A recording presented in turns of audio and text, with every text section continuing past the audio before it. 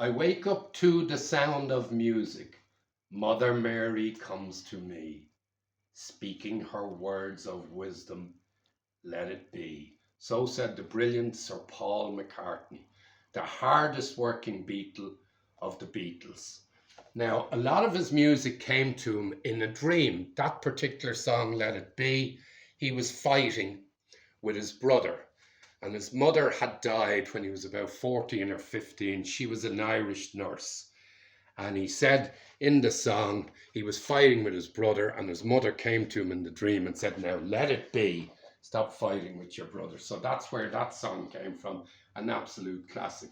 And in Ireland, we have to study the Beatles in school. And this is the beautiful Raquel Welch.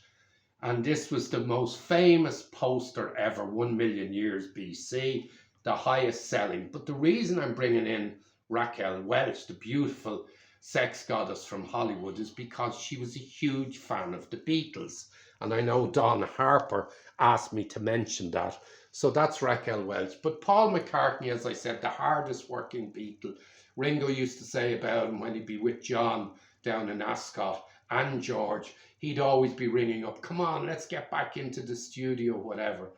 So Paul McCartney, and also the most popular of the Beatles. 41% of people said Paul McCartney was their favourite Beatle, although for me, it was John Lennon. But we'd love to hear your comments. So, and perhaps your favourite song, like Yesterday was considered the greatest song of the 20th century.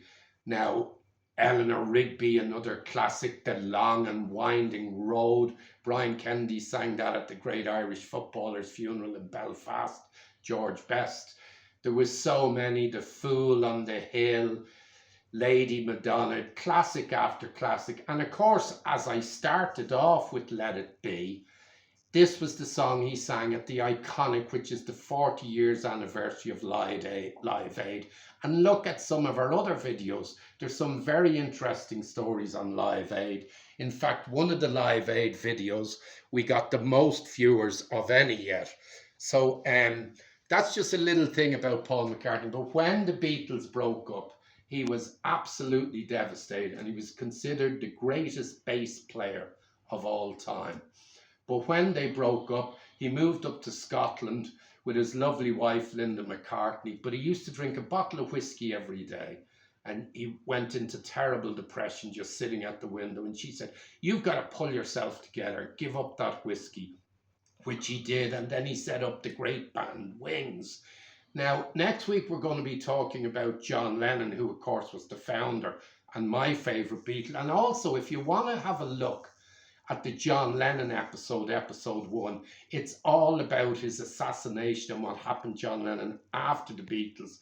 But we will talk about John Lennon's contribution to the Beatles in the next episode. But Paul McCartney, what can we say? Absolute genius. Lennon and McCartney, the greatest songwriters of all time. Now, the Beatles, one thing about the Beatles, I don't think it's a great name for a band, but I'll tell you what is a great name for a band. And that's Mike Riley. Anyone remember the band around 1986-87 called the Pink Hearts? And guess where they got the name from? They were watching the snooker in England on BBC, and the pink is 6 points, and the guy was going on to clean up in the frame, and didn't he miss the pink? And Mike Riley came up with a genius name called the Pink Hearts. Now, Dave Fanning used to play them on RT. So if anyone knows about the Pink Hearts, we'd love to hear your comments. And remember, subscriptions are very important, because after all, Rockstar Stops Wars. It's all about kindness. We want to hear your kind stories. And please subscribe, because it means a lot to us. So look, we'll see you all next week for John Lennon. Subscribe, everyone, and thanks very much. Peace to all.